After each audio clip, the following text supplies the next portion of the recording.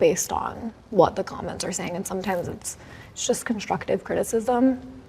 It can be a little mean, but yeah, it doesn't bother me too much. I'm not an anythinger. I don't have any talents. Imagine waking up one day with millions of fans, endless brand deals, only to realize that all of it comes at the cost of your happiness, your family, and maybe even your sanity.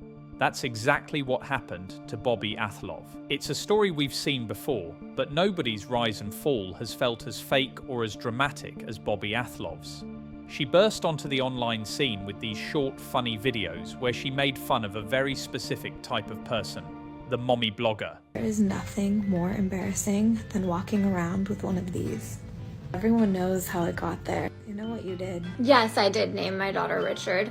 I just always really loved the name Richard, and I wanted a boy, but I had a girl, and I decided to name her Richard anyway. She had a totally unique style that got millions of people interested right away. Bobby Athlov was able to get millions of followers and make a ton of money very fast, reportedly $250,000 a year just from brand deals.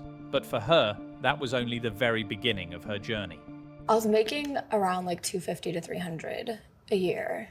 Thousand. Yeah. From brand deals on TikTok. Wow. And 250 is great and all, but it's hard to come up with content with just me every day. $250,000 a year as an annual income is great and all. Yes. It is great. It is great. Soon, she made a big change. She went from her short TikTok videos to a long-form podcast. This was not a slow move. It was a fast launch that made people ask questions right away.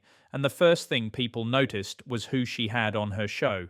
Right from the start, she had huge celebrities, guys like Mark Cuban and the rapper who calls himself 69, and this was just crazy to see. It seemed so weird and too fast for someone who was just a random person from TikTok. I believe in my podcast, so I'm trying my best. I've had a few guests, some D-list celebrities. But that was just the beginning of the weird signs. Within 1 week of starting her podcast, she signed with the top talent agency in all of Hollywood, the same one that manages the biggest stars. This move was so crazy and fast that people started saying she was an industry plant. You know, someone who is secretly helped by big people in the industry to become famous. I know. You're not an industry plant, right? I am, but... You do feel kind of planty. We do have the same manager, so is this kind I know, of isn't that crazy? Feels a bit planty. This is definitely planty. You got here in 5 minutes. It took me 20 years. Hey, it has been a minute. What I think industry plant is, it's like somebody that has been like, that is tied to someone else in the industry and uses those connections to capitalize, and they like have zero talent. But her biggest problem was what people said about her personal life. People often say that being famous changes you, and for Bobby Athlov, it meant putting her goal of getting famous above everything else. In a now famous interview, even Drake called her out. It was a shocking moment that made people really angry. Drake even told her it was a dark regret she would never be able to take back. And when Drake says you're a bad parent, you know you messed up. I flew all the way here. You did. I really do appreciate on my that. daughter's first birthday. I wasn't going to bring that up. Mm-hmm. You missed your daughter's first birthday for to be here. Dark. Regret that you'll never be able to undo. Yeah. Horrible parenting. This part of her life really started to fall apart in front of everyone. I honestly didn't even want to do this shit. I don't fucking do interviews. I'm fucking with you because they're making me. You need a little bit of seasoning.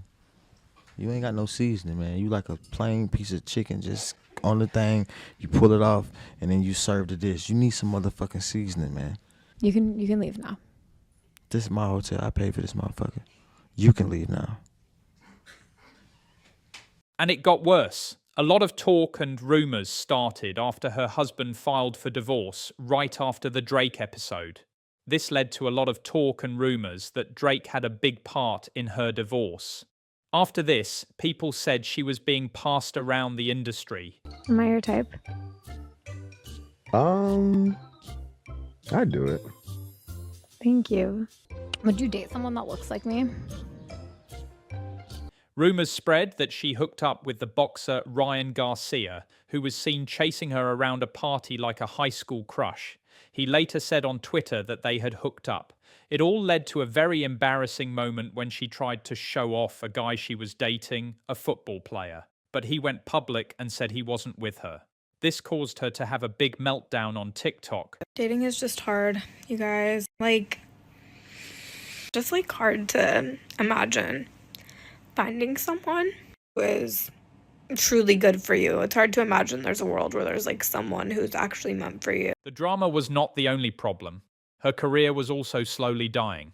Her one trick of being cold and boring in interviews got old fast. It was clear she didn't know how to do a good interview and make a real connection with people. This was 100% clear in an interview with the rapper Offset. It was a bad moment that showed everyone she was not a real host. After this, her views dropped, and her big-name guests were replaced by people nobody knew. The entire show just lost all its spark. It looked like people got sick of the jokes and saw what was really going on behind the act. So it was not a big surprise when she said she was ending her podcast. The Really Good Podcast. She was a great podcast. She got me this house, got me the car I drive. She got me a lot of stuff, and she was really great. I really did appreciate her for the time I had with her. And she brought me a lot of memories and a lot of great guests. I will miss doing this podcast, and I will miss the money this podcast brought me. But the way she ended it was a shock. The last show was not a real goodbye. It was a total cash grab, full of old clips and a bunch of ads. She even admitted that the whole thing was about money and that she had no talent. Even when someone tried to give her money to get her a good interview in Business Insider, the numbers were terrible. The final video felt like it was only made to get money from sponsors. You know, like when they have a contract and she had to put out one more video. The comments were full of people saying they were glad the show was over and complaining about her leaving her family for fame. It was almost like a funeral, but for a show that nobody really liked anymore. Just with a girl with a dream to make more money. And I knew when I started that it was going to go places. I didn't know I would fall off as quickly as I did. To be honest, I did think this was going to last a bit longer.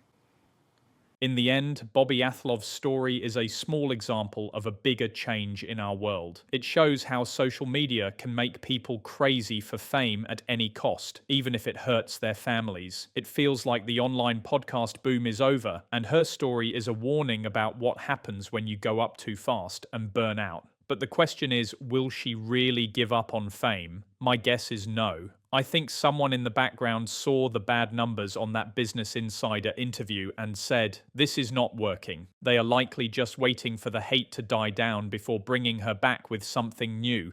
Was this all just a way to make money from the very start? Or was she really just caught in a game she couldn't win? Her story leaves us with more questions than answers.